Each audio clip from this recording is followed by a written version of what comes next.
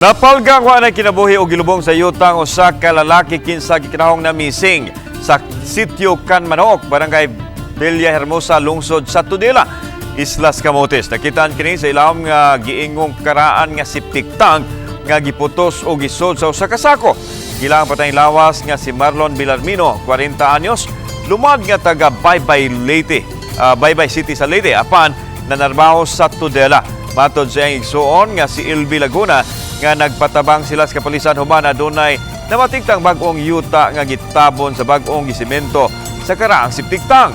Gihinay-hinay og buak ang semento og nakita ang usa ka sako din giputos og gibutang ang patayng lawas sa biktima.